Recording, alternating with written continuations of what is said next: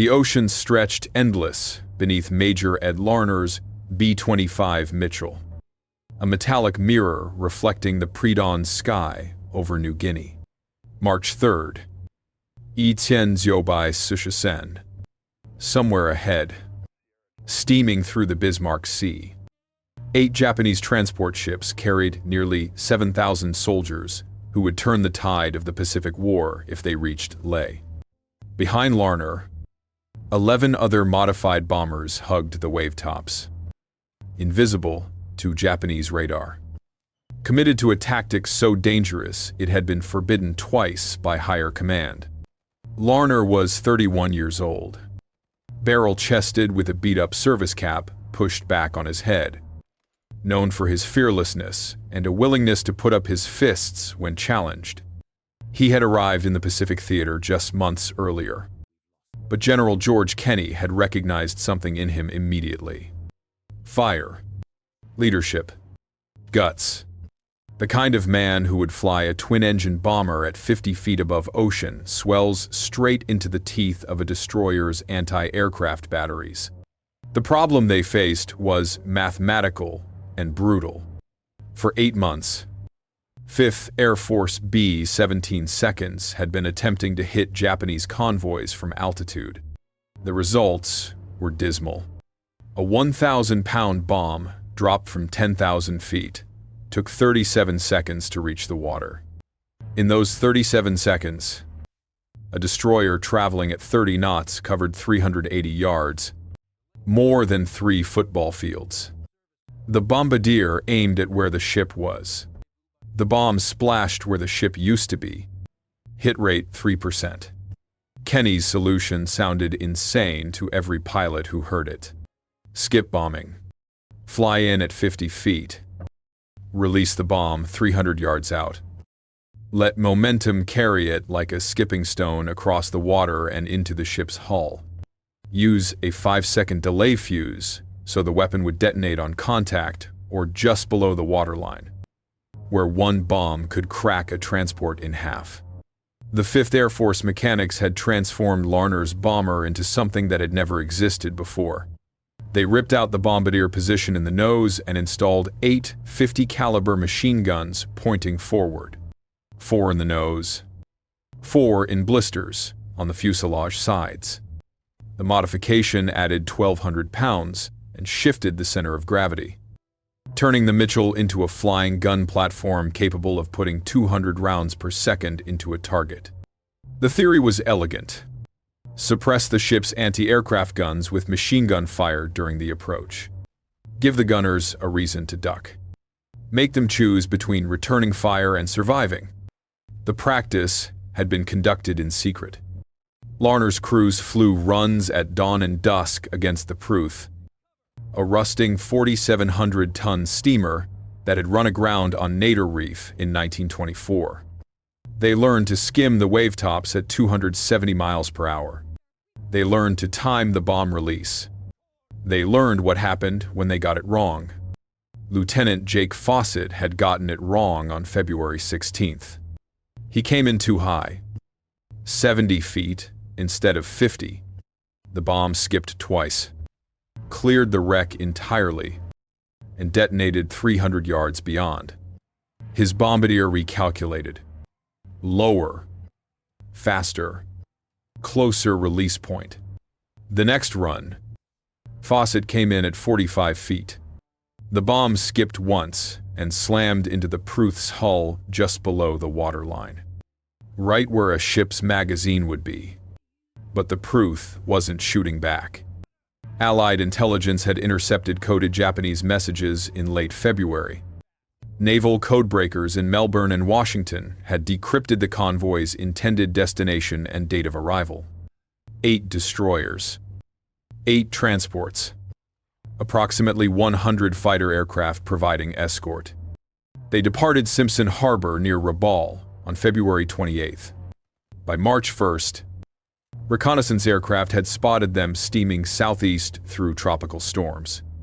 If those transports reached Leh, the war in New Guinea would grind on for another year. The Japanese had already turned Buna into a 6-month nightmare that cost 5,000 Allied casualties. Leh would be worse. Larner had called his squadron leaders together and laid out the plan they'd been forbidden to practice. 13 RAAF Beaufighters would strafe first, suppressing anti-aircraft fire.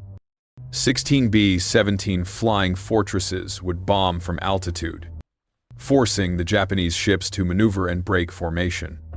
P-38 Lightning fighters would keep Japanese Zeros busy. But the killing blow would come from Larner's 12 bombers at 50 feet. One pass. One bomb. One chance. Now, at 0900 hours on March 3rd, Larner spotted smoke on the horizon. Black diesel exhaust from 16 ships steaming in formation. He keyed his throat microphone once. A single click. The signal to tighten formation.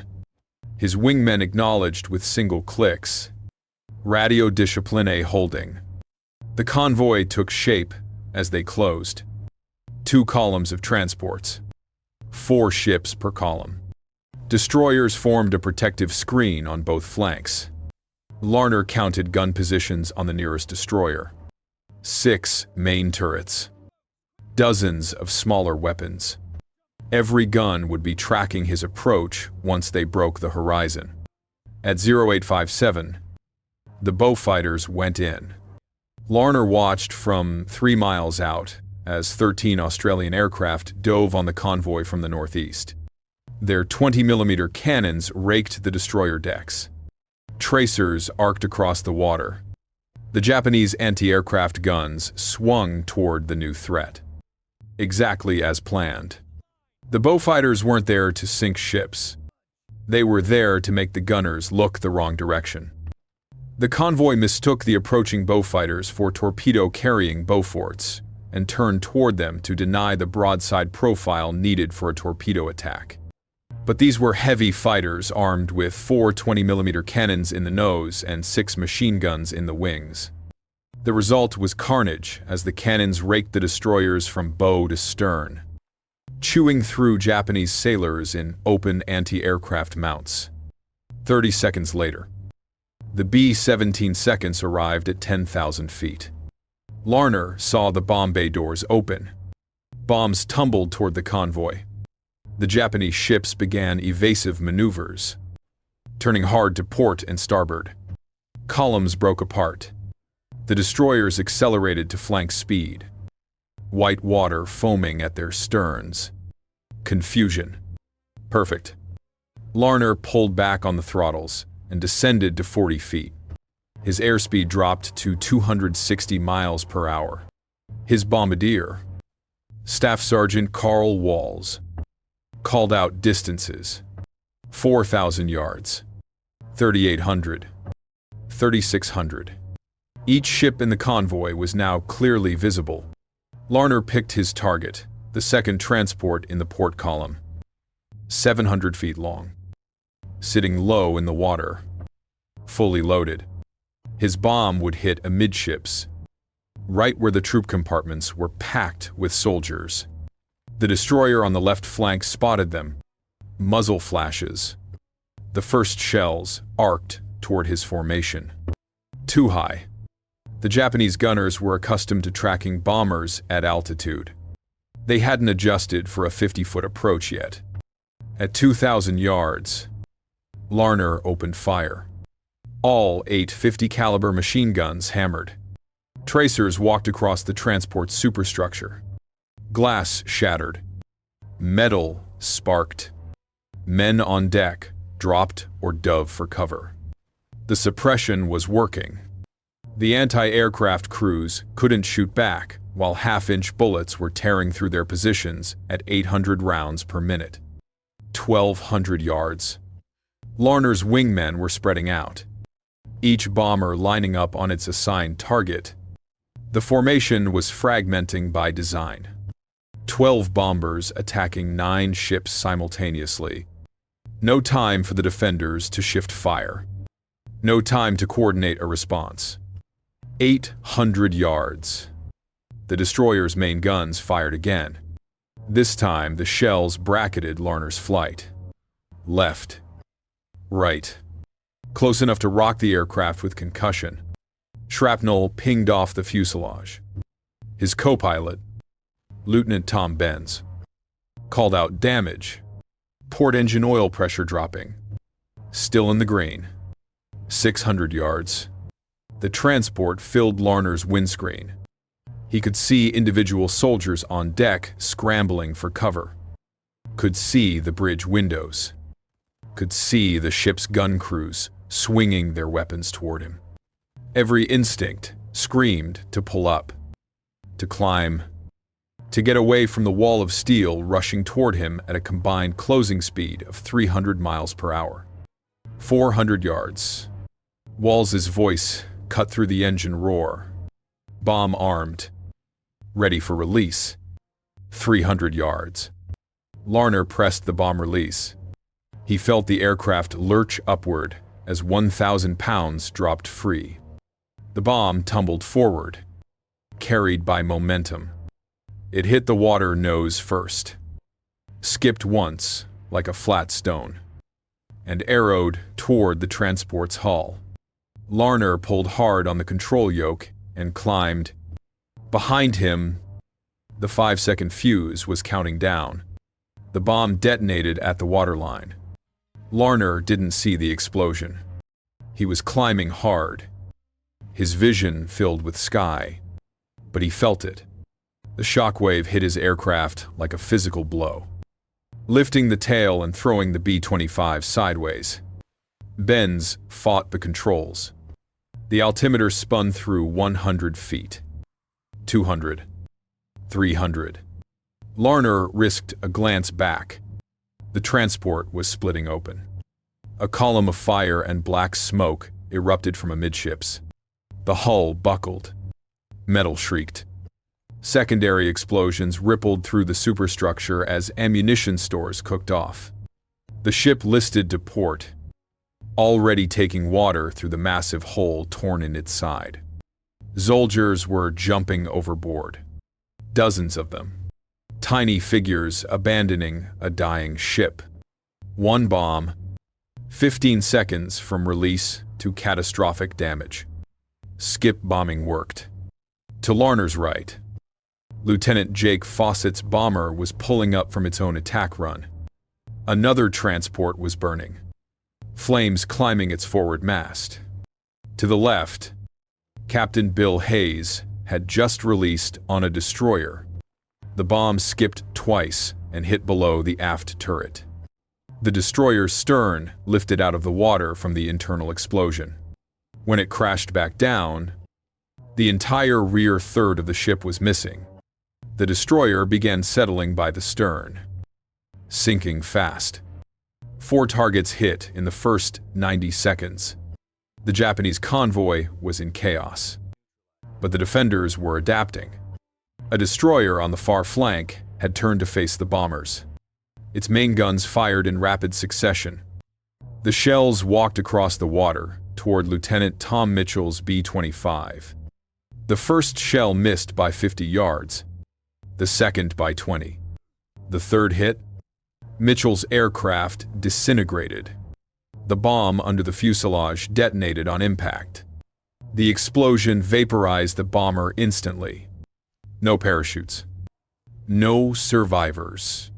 5 men gone between one heartbeat and the next. Larner watched the debris scatter across the water. No time to process it. No time to mourn. The attack was still happening. Lieutenant Carl Johnson lined up on the lead transport, the convoy flagship. His approach was textbook. 50 feet, 270 miles per hour. Machine guns blazing. The Japanese crew was firing back with everything they had. 20mm cannons, heavy machine guns, even rifles. The air between Johnson's bomber and the transport was solid with tracers. Johnson's bomb release was perfect. The weapon skipped once and punched through the transport's hull just forward of the bridge. The delay fuse gave it time to penetrate deep into the ship before detonating. The explosion tore through 3 decks. Fire erupted from the cargo holds. Larner knew what was in those holds: ammunition, artillery shells, fuel drums. The transport became an inferno. Lieutenant Paul Warren's bomber took hits during its approach. A Japanese gunner on one of the destroyers had finally adjusted for the low-altitude attack. 20mm shells ripped through Warren's port wing. Fuel streamed from the punctured tank. Warren held his course. 300 yards. 200. At 150 yards, he released. The bomb skipped and struck the transport below the waterline. Warren banked hard right, trailing fire. His co-pilot activated the fire suppression system. The flames died. The bomber was still flying. Barely. 6 transports, burning or sinking. 2 destroyers, damaged. 125 lost. The attack had lasted 4 minutes. The second wave came in 9 more B, 25 seconds from the 90th Bomb Squadron. They'd watched Larner's attack from 5 miles out. They knew the tactic worked. They knew the cost. The Japanese were ready this time. Every gun in the convoy was tracking low. The destroyers had formed a defensive line, their main batteries firing in coordinated volleys. The ocean erupted with shell splashes. Major Ralph Chelly's bomber came in from the east, directly into the sun. Smart. The Japanese gunners were half-blind, firing at shadows. His bomb hit a transport that was already listing. The explosion accelerated the sinking. The ship rolled onto its side and went under in less than 2 minutes. 1,200 soldiers went down with it. Lieutenant Harold Jensen wasn't as lucky. His approach angle was wrong. Too shallow. Too fast. His bomb skipped 3 times. Cleared the target destroyer entirely. And detonated harmlessly beyond the convoy. Jensen pulled up and circled for another run. The Japanese destroyer he'd missed tracked him the entire turn. When Jensen came around for his second pass, the destroyer was waiting. The first shell took off his port engine. The second hit the cockpit. Jensen's B-25 rolled inverted and crashed into the sea at 300 miles per hour. No explosion. Just impact. The ocean swallowed the aircraft and kept moving. 2 bombers down. 7 transports sinking. 3 destroyers crippled. The battle had been raging for 8 minutes. Then the Zeros appeared. 18 of them. Diving from 12,000 feet. Silver shapes dropping toward the bombers like hawks on field mice. The P-38 Lightnings were supposed to keep them occupied. Something had gone wrong. Larner's B-25 was vulnerable. Low on fuel. Low on ammunition. The machine guns in his nose had maybe 200 rounds left. Not enough for a sustained dogfight. He pushed the throttles forward and dove to wave-top height. 20 feet. 15. The propellers were churning salt spray. The Zeros split into 2 groups. Half stayed high to engage the P-38 seconds. The other 9 went after the bombers. They came in fast, 400 miles per hour, firing their 20mm cannons from 1,000 yards out. Larner saw tracers arc past his canopy. Too close. He jinked left, then right, making himself a difficult target. Lieutenant Warren's damaged bomber wasn't so lucky. A-0 latched onto his tail and stayed there. Warren tried every evasive maneuver he knew. Climbs, dives, hard banking turns that stressed his damaged wing. Nothing worked. The Zero pilot was good, patient. He waited until Warren ran out of airspeed in a climbing turn, then fired a 2-second burst. Warren's starboard engine exploded. The bomber nosed over and went into the ocean. Larner saw 3 parachutes. 3 out of 5. Better than nothing. The Zeros pressed their attack for 6 minutes. Then, abruptly, they broke off and climbed. Larner couldn't figure it out until he saw why. The B-17 seconds were coming back for a second pass at 10,000 feet. The Zeros had to choose: attack the bombers below or defend the convoy from above. They chose above. Larner used the reprieve to assess damage. His port engine was running rough. Oil pressure fluctuating. Fuel gauge showing 60%.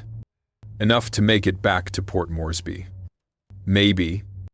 He looked back at the convoy. 8 transports had been hit. 7 were sinking or already gone. The 8th was burning but still afloat, trying to make way toward the New Britain coast. All 4 destroyers on the screening line were damaged. 2 were dead in the water. The other 2 were circling the burning transports, trying to pick up survivors. The Battle of the Bismarck Sea wasn't over. It was 0921. The initial attack had lasted 11 minutes. But the killing would continue for 3 more days. American bombers would return every 6 hours. PT boats would hunt survivors in lifeboats. The Japanese had committed 6,900 troops to this convoy. Fewer than 1,200 would make it to Leh. Larner set course for home. His formation was scattered across 30 miles of ocean. 3 bombers were confirmed lost.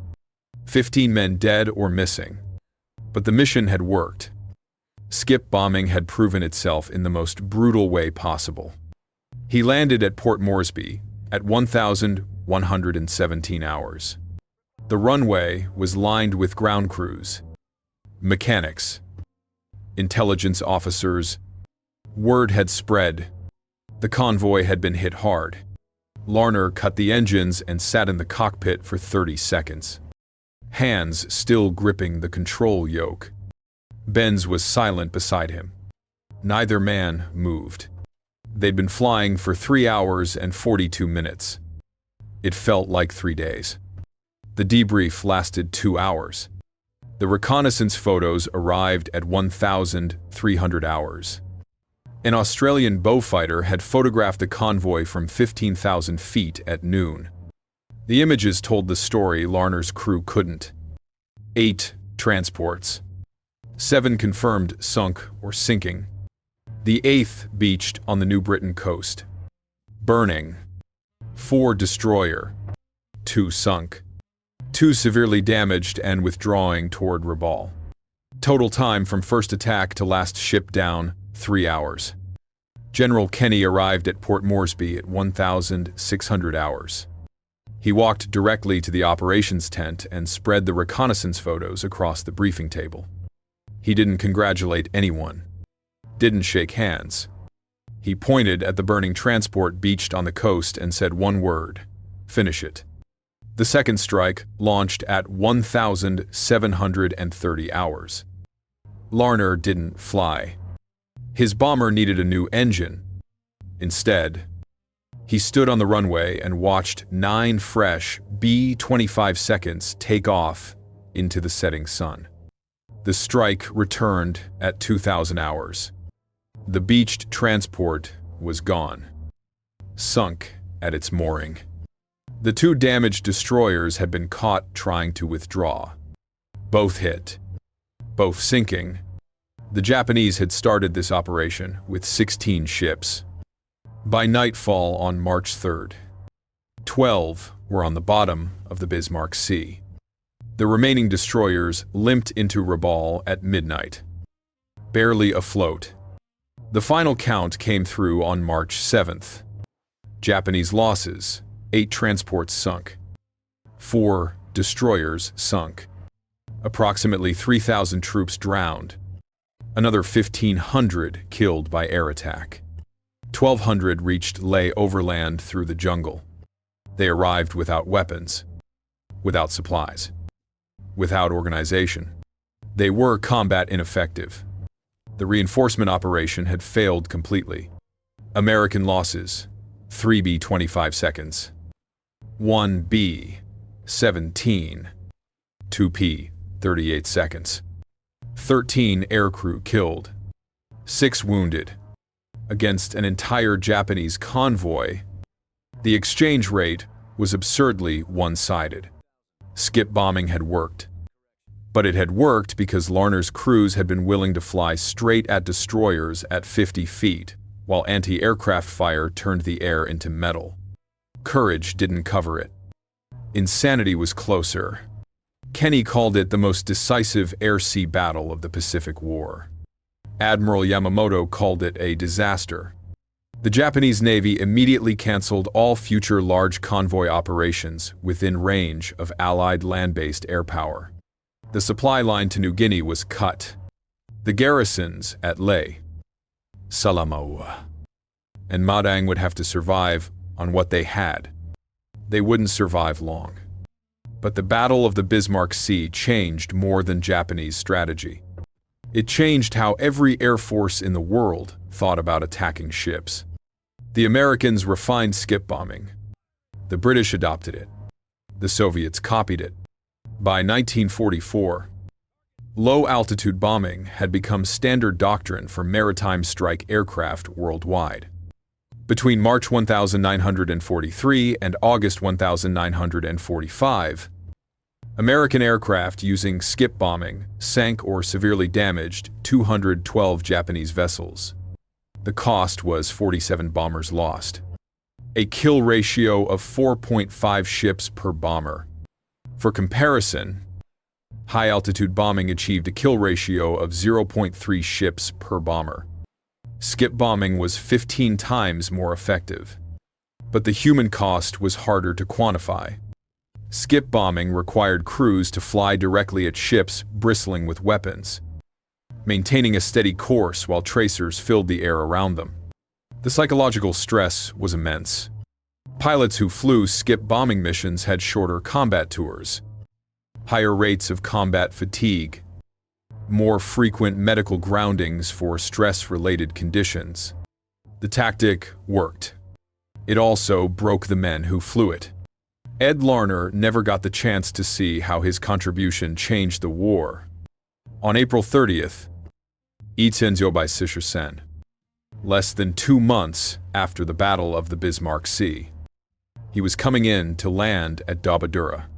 True to form, he dove toward the airstrip and flew low over the field, then pulled up sharply into a chandelle. It was his trademark maneuver, performed countless times before. But this time his B-25 was loaded with fuel, 8 passengers, baggage, tools, and 2,000 pounds of bombs. When Larner pulled up, the plane stalled.